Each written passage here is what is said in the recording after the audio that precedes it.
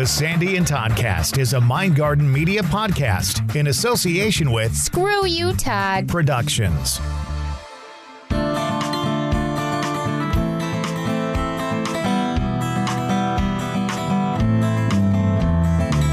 It's another Sandy and Toddcast, and it's another Q&A session, which I'm all jammed about. Love it. I'm totally digging this. I really am. And it's kind of bringing us back to our roots. No real theme to this one. Just the theme is basically, what do you guys want to know?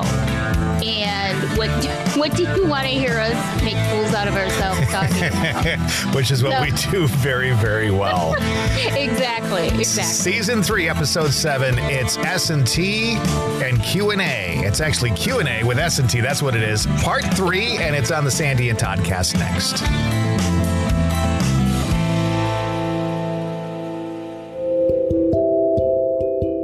Hey everyone, it's Aaron, and I want to share with you a glimpse into my podcast, The Witching Hour with Aaron Mazza.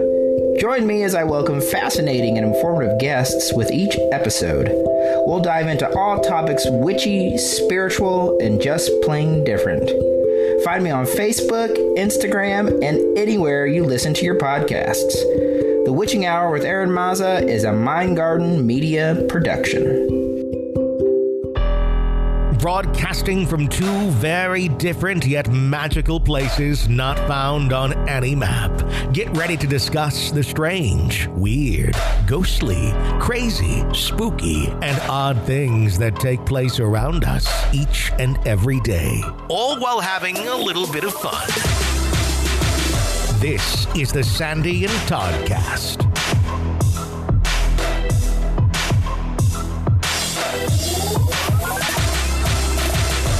Welcome to the Sandy and Toddcast. She is Sandy. He is Todd. And it's another round of Q&A.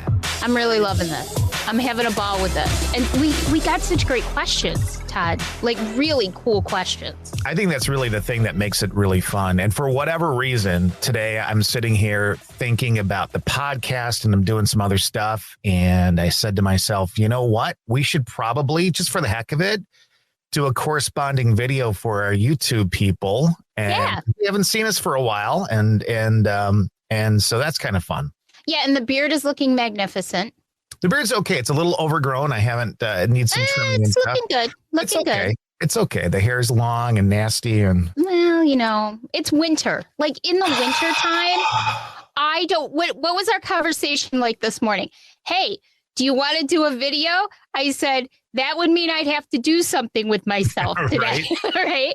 So I said, yeah, let's definitely do it, but give me a little bit of time. So our conversation actually started with you saying it's -8. And I said, well, we had that yesterday. I think we're going to be in the 30s today. So I think we're actually going to be on a warming trend for a little bit, which is kind of exciting. You know what's funny about that is because you're to the west of me, but we're sort of parallel. Yeah.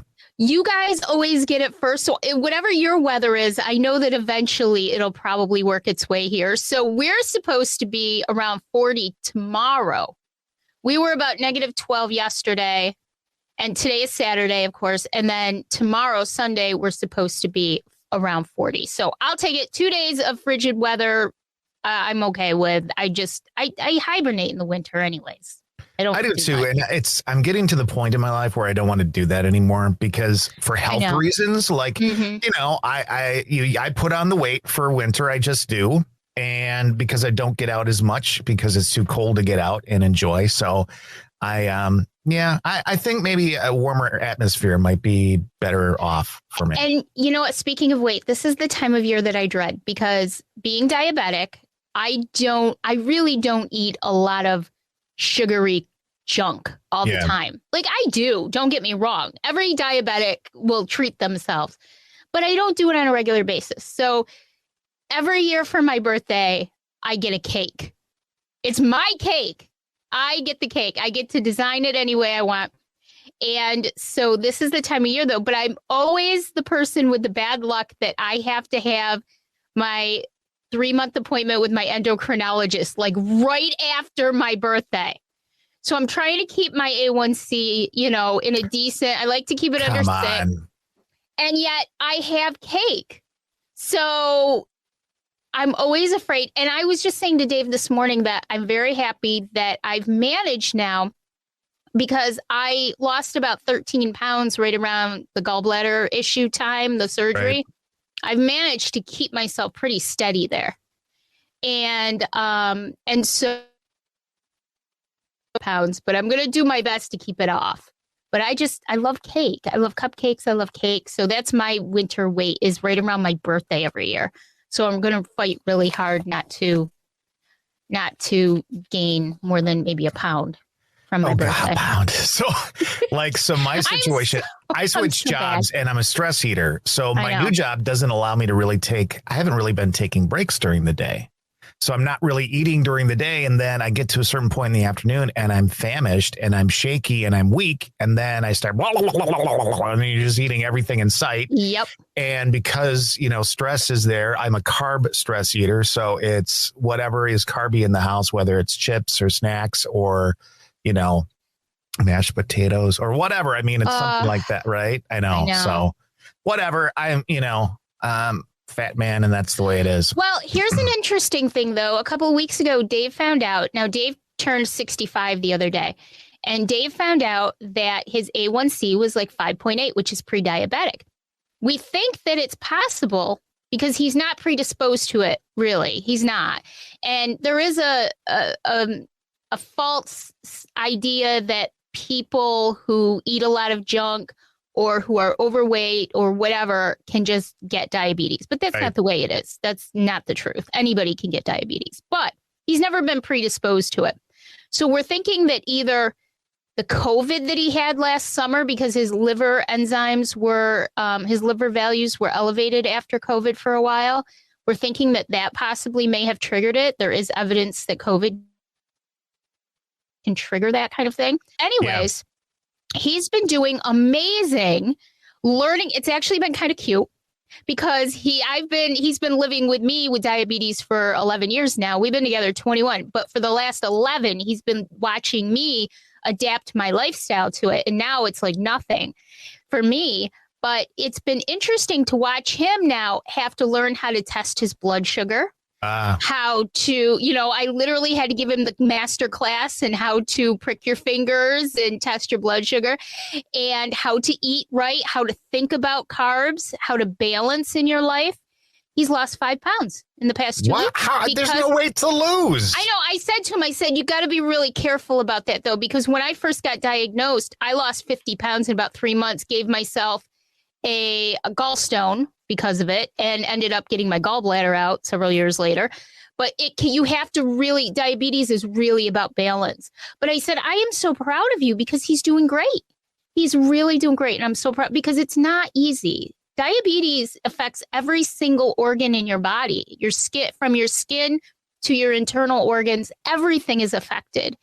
And so I'm just really proud of him that he's taking it so seriously. For a man who used to just flagrantly basically eat whatever he wanted to being really conscious about it, I'm really, really proud of him. So he lost 5 pounds. They said, don't lose any more. Just be careful.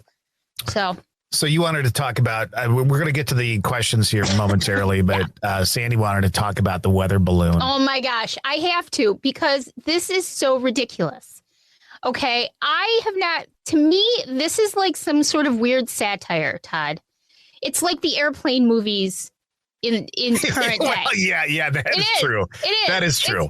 So first of all, how stupid is it? Okay, so China, and this isn't political. This is just stupid. China is saying it was a weather balloon that got off course. China is saying, let me say that again. It's a weather balloon that got off course, okay, across the United States, okay? But the U.S. is saying it's a spy balloon, but it's so obvious. Like everybody and their brother can see it. They're tracking it. They're on CNN. There's like a live feed of it floating through the sky in the United States. And I just find this so incredibly humorous that there's a Chinese spy balloon floating over the U.S. that's not really a spy balloon because everybody knows it's there. It's not hiding anything. Right. And there's so many dances going on between the two countries. And this like really high up general is saying things like, well, we know it's a spy balloon, but We don't know any more information other than that. Are you kidding me? You don't know any more information other than that. It makes me, I feel like Leslie Nielsen should be up on the podium giving a speech next. And I'm like, they don't want to shoot it down. They're afraid the debris could hit people. I just find this incredibly, incredibly humorous. Maybe I shouldn't find it humorous, but I do. I had to mention it because it was so funny. So that's it. People getting completely, bent out of shape about it. And it's like, listen, kids, I was thinking, what if it's from another planet? What if it's like a UFO kind of thing? Like they sent something down. We're blaming China. China says it's nothing.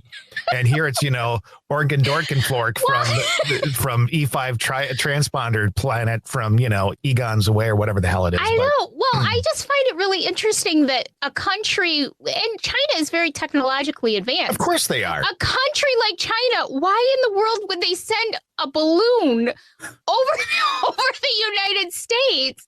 The whole thing is just ridiculous. So I had to mention it. And like we wouldn't see it there. We're not dumb. And that's the other thing. It's like, okay, we're China. And we want to spy on America. Let's send a balloon. They'll never guess. A big white balloon that everybody can see in the sky and can be tracked. Like it literally can be tracked. It's in North Carolina right now. I'm like, where is it going next? I sure hope it gets to New York because I'm going to give it the finger. I just want to give it the finger. I don't know how it would travel that way, knowing the weather patterns and such. But I mean, who knows? Maybe it's being driven by some alien force. They say that it's definitely being intelligently moved around. So I just had to bring that up because I thought it was so funny. It's just so funny. But so anyway, so in other news, I got my first laser treatment on my left eye. I thought she was going to say she got her first period. I was going to say, we're way into that, I would like to get my last. Well, I'll just put it that way. I'm sure you would like me to as well. Mm-hmm. But yeah, I had my first laser treatment. Not really sure how I feel yet because here and there I'm seeing a little bit of a shadow. Which may end up being permanent, obviously, but eyes are actually really stable and doing well. He just wants to kind of safeguard that eye because that's the eye that's a little bit worse than the other eye. But everything's doing really good. I'm seeing 20/20 or 20/25, depending. And that's with corrective lenses, but doing well. So it was not as bad as I thought, but a little weird. I have 2 more to go. Every 2 weeks, and then I'll be done with laser treatments, at least for the near future. How wound up were you about it? On a scale, now I want it to be on a Sandy scale of 1 to 10. How wound up were you on it? About a 5 or 6, just because it was the fear of the unknown. But I've had injections in my eyes, and I thought to myself, I've been getting injections every 6 to 8 weeks for a year now. Which, by the way, he says I'm doing so well, I can do every 10 weeks now, which I'm very happy about. Look at that. Yeah. And but if you can get injections in your eyes, laser treatment isn't going to be too bad. So right. I got in there, I was a little bit worried about, but it was fine. It was fine. Dave came with me just because I didn't know what they were going to do to me. And I didn't know if I could drive afterwards. And of course, I'm literally around the corner from the retina place, but So on the Sandy scale of 1 to 10, how worked up were you leading up to it? Literally about a 5 or 6. Okay. Like it was more the fear of the unknown. And then afterwards I said, it was so funny. My doctor, he gives me like the first zaps and I'm going, that's it. And he goes, well, just wait a little bit. But it was very quick. I think that mine is a very, very mild case. And so it only took about 2 minutes. And it's more like a dull ache when it hits you than like sharp shooting pains. So I just kind of hung in there. I guess I have 9 tattoos. I guess if I can have 9 tattoos, then I can probably get through 2 more laser treatments. So especially if they're like that. So we'll see. But yeah, just to update everybody. I don't know if you saw what I put up on the screen, but I said, I think it was not. It was not. Before I got my first injections in my eyes, that was probably a 9 because who wants shots in their eyes? Right. That I can understand. And of course you think that it's going right in the middle, which it's not. But, and I had to actually talk a lady down in the waiting room. You had to talk a lady down? She was getting her first injection in one of her eyes. And so she was so nervous. And I said, don't worry, it's not. So I kind of had to talk her down a little bit. That's when you say, if I can get through it, you can get through it. Oh, my gosh. Well, my anxiety. So it might fear the... it's not. It's the new name for the scale. So now from now on, when I ask somebody how they're doing, I'm going to go on a Sandy scale from 1 to 10. You're such a jerk. All right, let's get to these questions. All right. So we actually got it was sort of like a 2 or 3 parter question from a listener who, as far as I can tell, is not in our group and may or may not follow us on our Facebook page. Maybe it's somebody driving the spy balloon. Maybe they're the ones asking the question. It could be the spy balloon person. I'm not sure. But they did figure out how to get in touch with me on Facebook, and they did message me some questions. So, and it makes me wonder if they are somebody who is kind of catching up with us and listening through, because the questions are more on the psychic and ability side, which are things that we've talked about in the past. And it kind of ties in with, we wanted to talk a little bit, maybe at the end of the video, about kindred spirits. So it kind of ties in a little bit with that. So the first question that I received, and if it looks like I'm 85 years old, it's because I'm sitting in the dark and I didn't realize I was going to be sitting in the dark and I'm reading questions. But it says on a Sandy scale, this is really a 9 awkwardness scale. All right. You have some different, Sandy, you have some different empath, psychic, and medium abilities. How would you compare yourself to other psychics and or to the ones on TV? And Todd, what are your abilities? Do you have any psychic or medium abilities? So I'll just take it first. So I do have some abilities. Start the counter. I know. I do have some abilities. It's kind of a weird thing with me because I sort of don't know exactly where I'm headed with these abilities, because they seem to start popping up and then just flourishing immediately, which kind of makes me nervous. But basically, I would consider myself, Todd, would you consider me like a pretty strong empath? Mm-hmm. Yeah. So I'm pretty much a strong empath. And then I don't know about like quote unquote psychic abilities so much as medium abilities, because I tend to be able to communicate or connect with people who have passed on. Psychic is kind of, to me, psychic is more along the lines of somebody who can kind of look into the future a little bit and can determine the future path for someone, that kind of thing. My strengths lie mostly in being able to connect with people who have passed on and their lives and their emotions and their feelings. I found this really cool explanation of a medium from a woman named, let me find her, Rebecca Rosen. She's a psychic medium. And she says that, if you hear the papers going, it's just I'm reading it. Yeah, it's 2023, you know. Yeah, I know. Actually, she's got a dot matrix printer in the background. I know, right? Well, you know me. So wait a minute. Let me see. This is, why didn't I think of this earlier? Okay.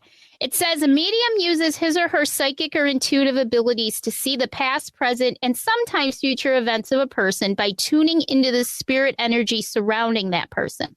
This means mediums rely on the presence of non-physical energy outside of themselves for the information relevant to the person being read. Now, I don't read people.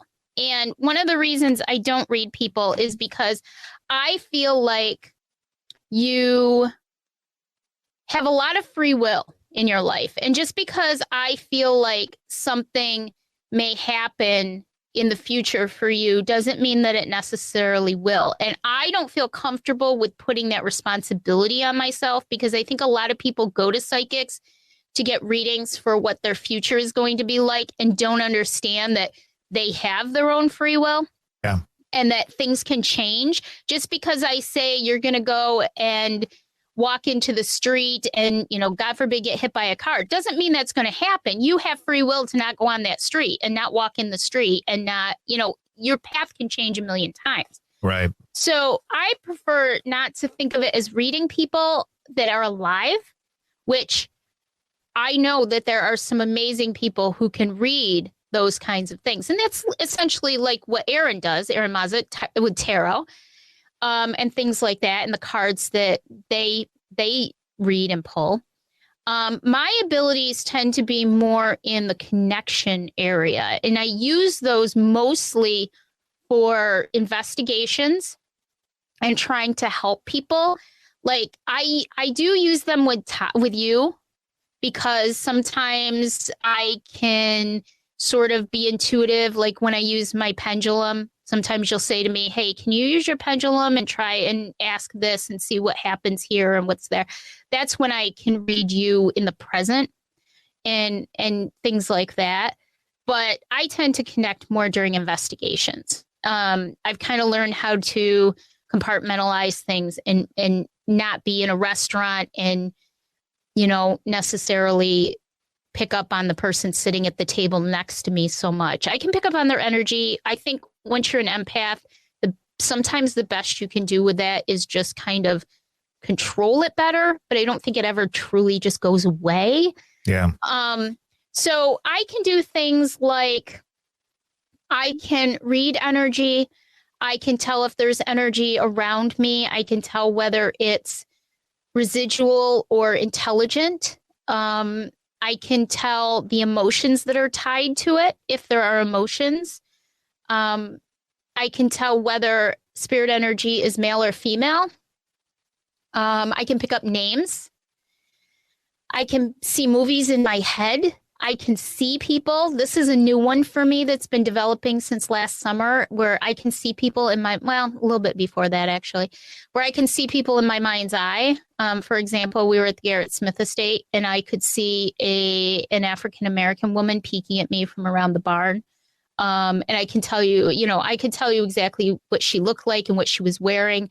And my assumption is that she was either a worker or maybe a runaway slave, because Garrett Smith did harbor runaway slaves. He was part of the Underground Railroad. But I could see her plain as day. Dave couldn't see her, but I could see her plain as day. So those are a lot of things. Sometimes I can touch like buildings and objects and feel the energy in them. I just know things. I just know things. I've had actual conversations. You're going to make fun of me with this one. In my head. No, I won't. I've had actual conversations in my head with spirits, with energies, because I can feel their emotions and I will just know things. The biggest one for me is knowing names and knowing situations. They call it it's one of the clairs. We'll go over the clairs in a little bit, but it's one of the clairs, and it's Claire Huxtable. It's Claire Huxtable, and it's basically called clear knowing. So I'll know what situation the spirit energy was in at the time. So there's like a lot of stuff that I can do, but I'm not an expert per se at all of it, at any of it, because I'm learning it still and developing it. But those are a lot of the stuff that I had. So let's hear what Todd has to say. So what was my question? Because I've completely forgotten. You're gonna make me read this. So you are an empath for sure. Yes. You are a strong empath. Mm-hmm. Do you have any other abilities besides empath? I mean, I really don't think so. I think there's different kinds of. No, I think there's different kinds of empaths, and I think that I have abilities within those classifications. And that's really it. I can walk into a place, I can walk into a building and I can feel the energy, and sometimes I can get, I wouldn't call them visions, but I can kind of, in my mind's eye, see certain things that happened. Mm-hmm. Even driving by a location, sometimes you get that sense of maybe not specifics, but you kind of see some of the history come before you very quickly. So, I mean, I think anything that I have abilities with is within the empath framework. And I would have to look at, the different kinds again to kind of see where I am. I'm not a healing empath. I'm not going to heal you. I'll give you advice till the cows come home, and that's about it. But I'm not a healing empath, but I certainly am grounded with nature. And I think I have the ability to feel and see certain things. I can't tell you, like in your situation, I can't tell you somebody's name was Elizabeth. I can't tell you that they looked like this or like that. It's more like generalizations for me. And I can really pick up on people's energy very quickly. And for me, that's probably the hardest part, because as a human, if you take the empath part of it out, I know more about you than you probably want me to know about you. And I don't mess around anymore. When I was very young, I was always very worried about people liking me or whatever, doing what I needed to do to make others happy. And when I realized about my empath abilities, a lot of that's gone away. Like right now, I don't care so much about what people think. I may hide from people because I don't want to deal with them or with what it might be that I have to deal with in being involved with them in a daily life. But I don't care anymore. And, even with my jobs and stuff, it's like, here's my abilities. Here's what I'm really good at. If it's not right for you, F it. I don't care. Yeah. So my ability is I really think focused within the framework of what an empath is. And again, varying degrees of it, but I don't think it goes beyond that. I'm not a medium. Well, none of that kind of stuff. Two things. Number one, I agree with you. I think part of it is just the evolution of aging, in that you start to realize what your priorities are in life and what's most important. Because let's face it, people. Well, but true. But, we are who we are. And at this point in our lives, does it really matter what other people think? My goal in life is to surround myself with the very few people in my circle that I trust and love immensely, very few people, and be happy and content, whatever that means. But also, I think that acknowledging that we are empaths, that we do have something more than maybe Joe Smith down the street. It kind of is enlightening in a way, in making us understand that we don't have to care as much. And that doesn't mean it. I don't mean it in a mean way. I mean, we have to make ourselves the priority. We have to self-care. And that's one thing that it's taught me, is that I have to self-care. If I have to retreat for a while, I retreat for a while. I didn't do that before. Before I understood what was going on, I didn't do that. I do that now. If I read your energy and I have no problem spending time with you. It may still take quite a bit of prodding to spend time with somebody. But if I read your energy and I don't want to have anything to do with it,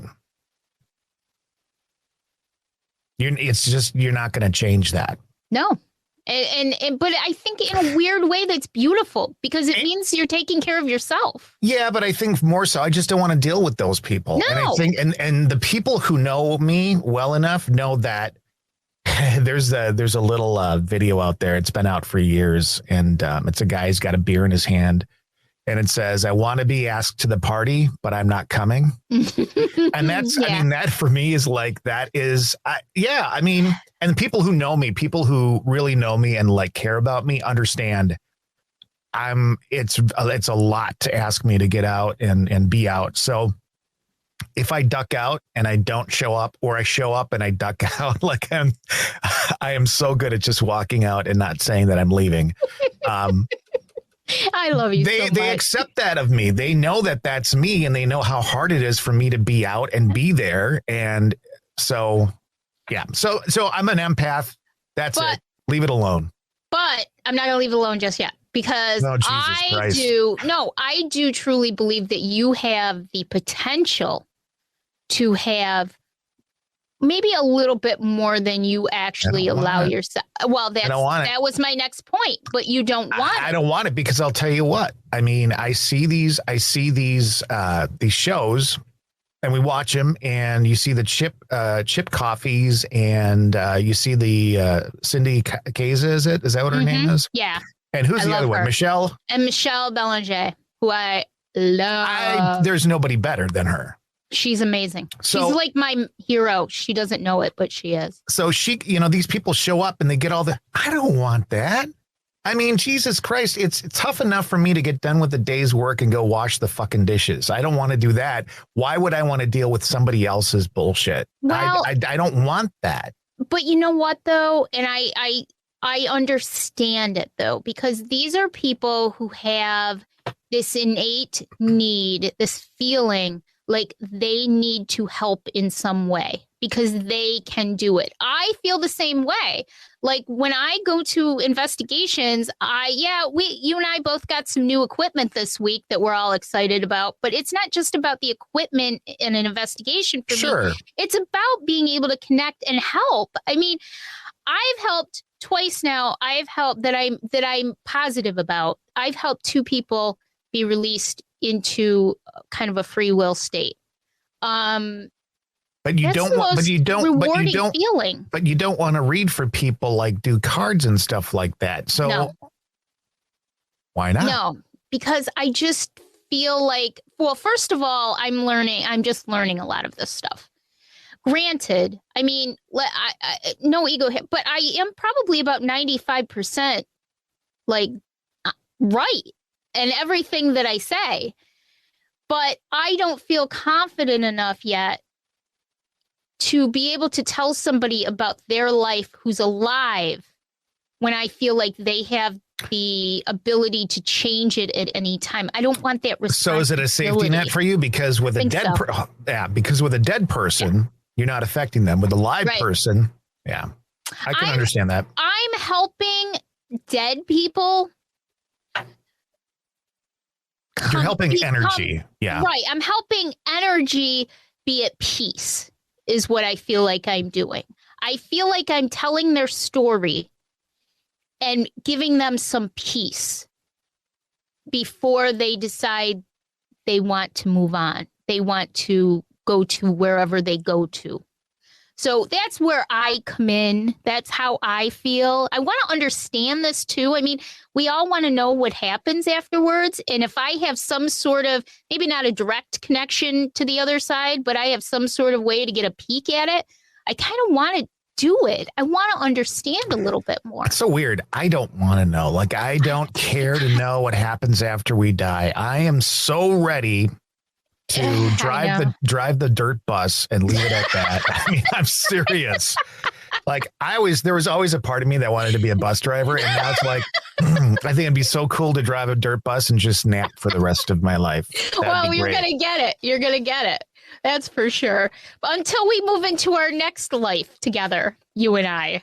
There doesn't need to be. Like, I'm satisfied. This was shit enough. I'm done with people. I'm done with life. But I'm sure you said that every other life that you've had too.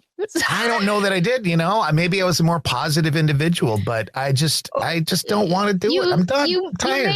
You may have been Gandhi. We don't know. We just don't know. I'm pretty sure I wasn't Gandhi. 2 things. Number 1, I'm too fat to be Gandhi. Second of all, I wouldn't. You couldn't catch me dead in one of those little robes that he used to wear. So. Yeah, those robes were a little weird. I've been hearing some weird things about Gandhi lately, too. All right, so let's go on to the other part of the question.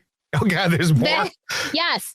And this one actually is pretty easy to answer. This is, can you go over the different Claires? Because apparently we have talked a few times about the different. Yeah, quite a while ago. Yeah, that's why I think that the person who sent me the questions is kind of catching up with us now. Is it possible to have more than one? Well, I will say this. It is definitely possible to have more than one Claire. Sure. I have probably 4. There's like 6 main Claires. I love saying it like that. No, the reason why I laughed is because I'm trying to think of more Claires other than Claire Huxtable. And Claire was one of the characters in The Breakfast Club. Yes. Played by Molly Ringwald. One of my favorite movies of all time. That's how old I am. What's your name? Claire. Claire? Claire. It's a family name. It's a family name. No, it's a fat girl's name. One of my favorite movies of all time. I had the biggest crush on Judd Nelson for like forever. So, okay. I dated a girl in high school. I dated a girl in high school that looked like Molly Ringwald. Get out. You did. No, exactly. Her hair was dark, but she had the hair. She had the lips. That's so funny. What was her name? Her name was. You better remember. I can't remember. Oh. We're just so old. I like the Bad Boys, so Judd Nelson to me was like... Dang it. Okay. Anyway. All right. So there's different kinds of Claires. I'm going to let you talk about it while I think about that girl's name. By the end of the episode, we'll have her name. So there's clairvoyance. That means clear seeing. This is when visions past, present, and future flash through our mind's eye or our third eye, much like a daydream. Many of us are highly visual and able to understand an idea best when we see it written or sketched out as an image on a computer screen or on a canvas. Visual people often choose to be artists, builders, photographers, decorators, designers, and so forth. If this sounds familiar, your clairvoyance is most likely a dominant sense. For me, I do think that I am clairvoyant to an extent. I don't have like everything fully developed, but I do see visions. I do see like little movies in my head. Her name was Rachel. It was, now that I think of it. I love you. And, so I don't even know if I can remember everybody I dated. I don't know. That sounds horrible, doesn't it? I went to my like 30-year reunion or whatever the hell it was. And everybody that... like all the people that were there, all the girls I had dated in high school, every single one of them. I'm like, we're sitting on these tables. They're sitting there with their husbands. And I look around, I'm like, I dated her. We went steady. And I went around the table. I'm like, do you ladies realize that you went steady? All of you went steady with me. I was like the common denominator in high school. Well, I went to such a small school that basically there were only like 3 guys for all the girls. So all the girls dated the same guys throughout high school. No, not at the same. Well, maybe. I don't know. My school wasn't I didn't date anybody in high school because I was like, I was not the kind of girl that would date. I didn't until I got in college. Once I got in college, it was different. Then she was loose. Then I was loose. I was all over the place. So, but yeah, so I could see pictures. I can see little movies, situations. I can see things like that. Then there's clear audience, which means clear hearing. This is when we hear words, sounds, or music in our own mind's voice. On rare occasions, spirit may be able to create audible sound, though this takes a tremendous amount of focused energy. Some of us best retain and comprehend information when we hear it spoken aloud. Our natural talents tend to lie in our auditory faculties, often making us gifted musicians, singers, writers, and public speakers. If this feels right to you, clairaudience may be a leading sense for you. It's not a strong one for me, but I have heard things that other people don't hear before. I have heard different noises. I have heard footsteps. I have heard voices that other people insist they haven't heard. However, I have captured many of them on EVP. So, but I have heard some auditory things that others haven't heard. There's clairsentience. This one is probably my strongest one. This entails feeling a person's or spirit's emotions or feeling another's physical pain. Many of us are clairsentient without consciously being aware of it. When we get a strong gut feeling, positive or negative, about someone we just met, or when we get the chills for no apparent reason, we may be tuning into the emotional energy of a person or a spirit around us. Now, this is along the same lines as an empath, but it's sort of like, I kind of like to call it the empath on crack, because it's sort of like leveled way up. It's times 10 for an empath. It's truly feeling emotion, not just taking on some emotion like positive or negative. I mean, it's truly understanding the emotions that spirit is feeling, or the memory the spirit is in of those emotions at that time. It's something that's really strong for me, and that's what I mostly go on when I investigate, is the clairsentience part of it. It's really strong for me. Clairalience means clear smelling. This is being able to smell odors that don't have any kind of physical source. It could be smelling the perfume or the cigarette smoke of a deceased relative that's used as a sign of their presence around us. Don't really have that, Claire. Never have really experienced anything like that.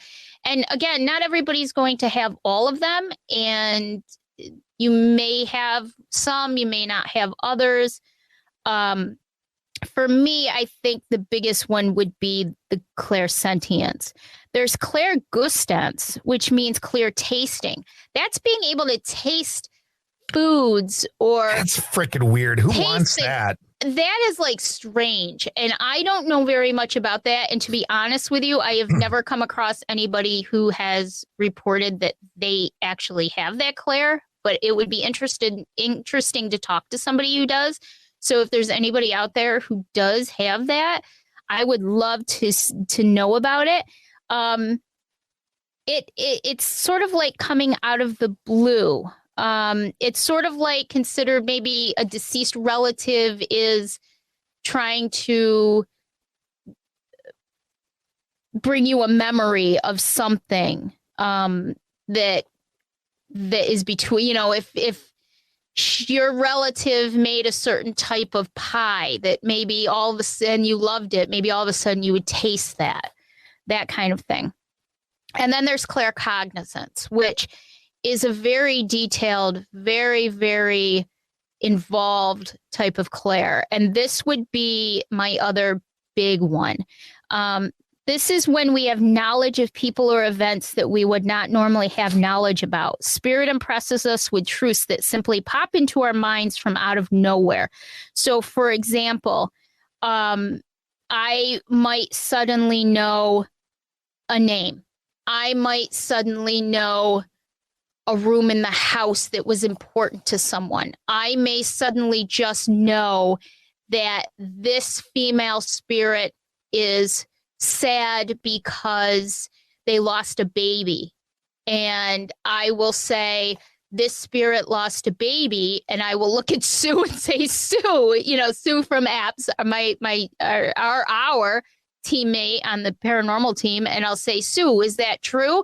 And she'll say, yes, it is. She lost a baby, and that's the importance of going into a location cold, because then it kind of heightens my experiences to be able to pick up on all that stuff. So it's just clear knowing about a situation, an energy, someone who once lived, their name, their occupation, what they look like. And it doesn't necessarily have to mean that I'm seeing them in my mind's eye, which I can sometimes do, but it's just knowing what they look like. Maybe they had a beard, or short hair, or long hair, or a buzz cut. Those are things that would just come to me, and I would just say them because that's what I get at that time. So clairsentience and claircognizance, my two biggest, but I do have a couple of other ones that are kind of that are there for me. that are there for me. So you don't have to have all of them.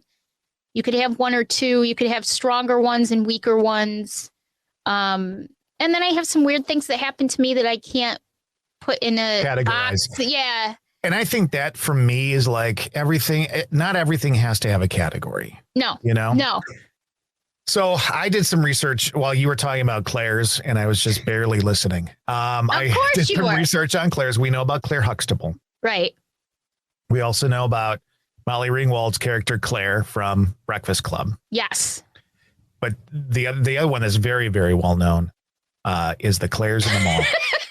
Where many people get their ears pierced, and I'm not sure how safe that is. It says ear piercing there, right? When the 16-year-old is piercing your ears, I'm not really sure how.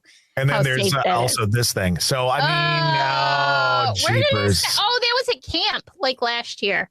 You said something stupid to me, and I was trying to get work done. I would never say anything stupid to you. No, never. We got time for one more question, or are we done? If we're done, we're done.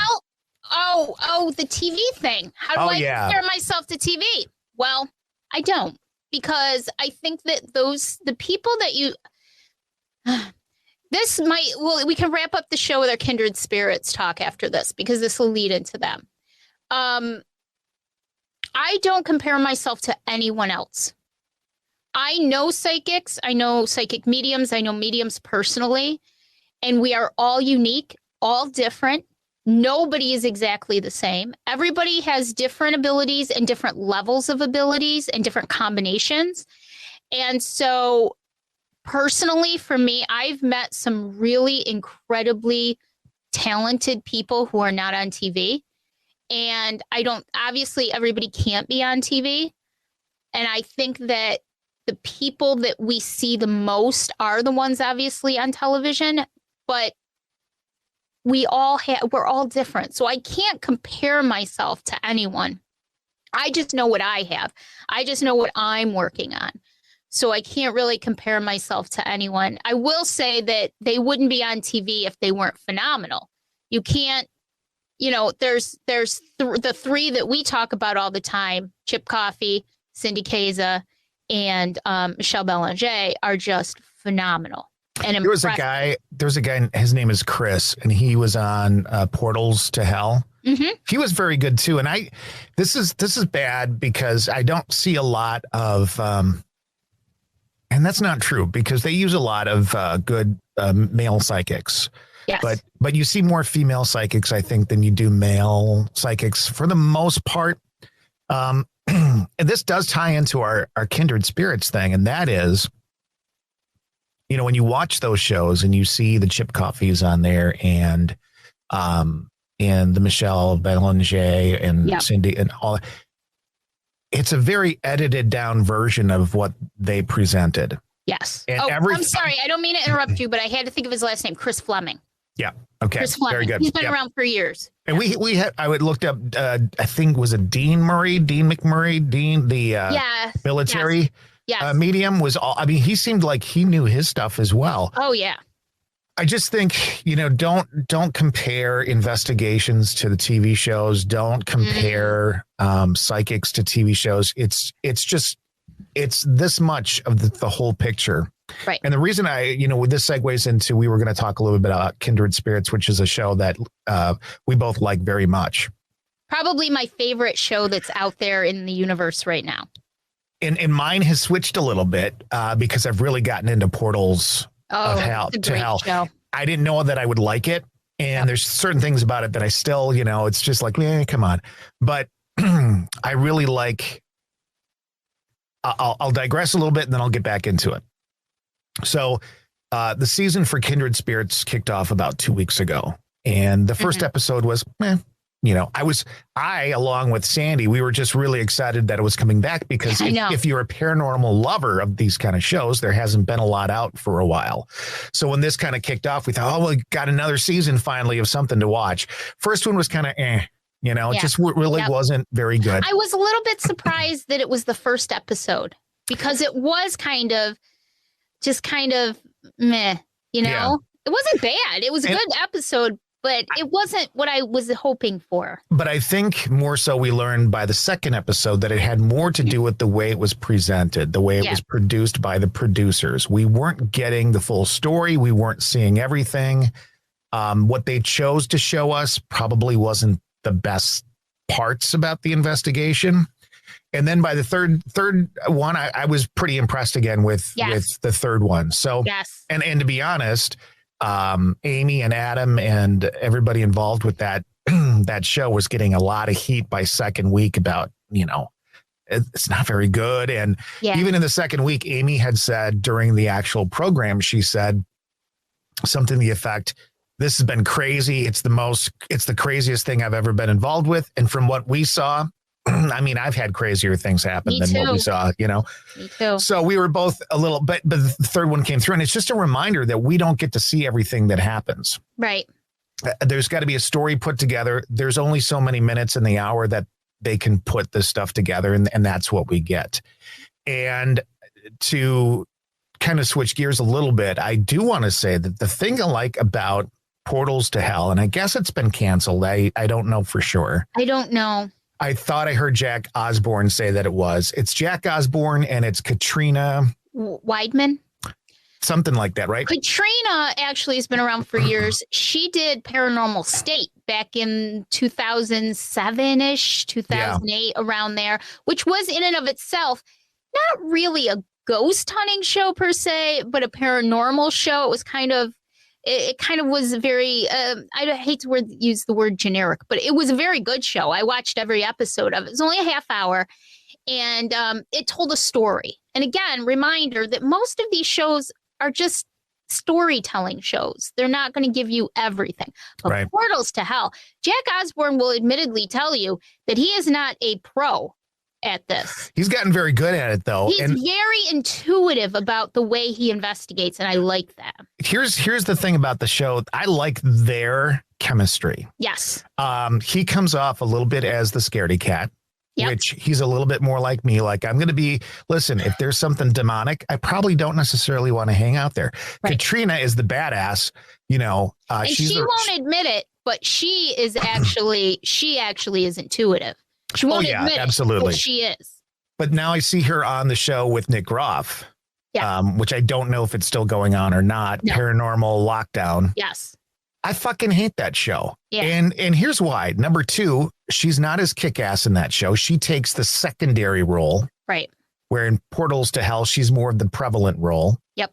And I don't like Nick Groff. Like, I used to like him, but he is so much more like Zach Bagans now. Like, I'm tired of seeing him crouched down in a corner. They changed. Being drained of the energy.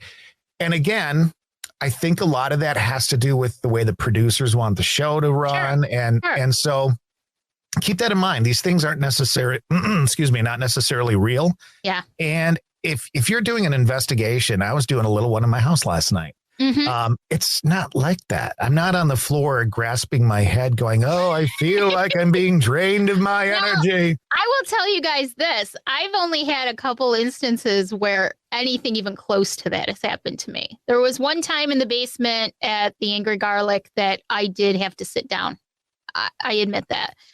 And just kind of remove myself for a few seconds. And there was a time, the time at the cemetery at Gein, that was, but that doesn't happen all the time. No, well, I'm pretty strong at feeling that stuff, and it doesn't happen every episode, guys. And you're a strong empath and a medium. So if it's going to happen, it's going to happen to you. Yeah. It's not going to happen necessarily to somebody like me and Nick, and I'm not here to get off on him, but my point is tying into what we were going to talk about with Kindred Spirits. It's really the way the show's put together. Yeah. You can take crap and make it into something. That's what television shows do all the time. It's all about the ratings. So if people like the idea that Nick Groff or Zach Bagans are going to feel sick every episode, you're going to get that every single episode. Doesn't mean that Ghost Adventures is kind of off on its own, but it doesn't mean that a show is necessarily a bad show. It just means that that's how it's edited and produced. It's the people in the show actually have very little say in what happens. I mean, look at our situation. We're both part of little tiny TV shows ourselves, and neither one of us really have any say in the way it's presented or what the outcomes were or anything like that. No, not at all. And one thing I will say about Did you just say not at all? Not at all. You went not at all. Did I? I didn't realize that. Sounded like Barbara Streisand. Well, how about the other day you tried to have me record something for you? You told me, give me a Midwest accent. I'm like, a Midwest accent? I don't know how to give you a Midwest accent. Act, do it. I don't know. I don't even know what that is. So I was trying to coach her. It was great. I wish I still had the audio someplace. It was very funny because I was like trying not to laugh. But anyways, looking back at Kindred Spirits so far, I mean, I feel like they're not recording these shows one at a time. They're recording them all around the same time. So they know what should be what. I would have much rather seen last night's. Now, again, this is Saturday. I would have much rather seen last night's episode in Pittsburgh as an opening season, because I thought it was excellent. And the psychic they used, she is fantastic. They used her in the second episode, but again, didn't use her as much. They don't use her properly. No. Like, I think even on the last episode, I feel like it's just so disjointed when they get with her, and it sounds like she knows her shit, but she does. You can tell she does. But the thing is, though, if you're going to tease people, if you're going to make that executive decision to air Amy's comment about, I wish everybody, I know it won't make the show, but I wish everybody could see it, then you should be doing something with that. You should make it a 2-part episode. They will. Well, and maybe they will shock us, because maybe they've got a plan for later in the season. Maybe they're going to do, hey, we messed up because we didn't blah, blah, blah. So let's who knows? hope so. But overall, I mean, Kindred Spirits, I love, they remind me very much of you and I and our style. But here's again why I like Portals to Hell a little bit better. I don't think, and please, I love Amy fine and I love Adam fine. Yes.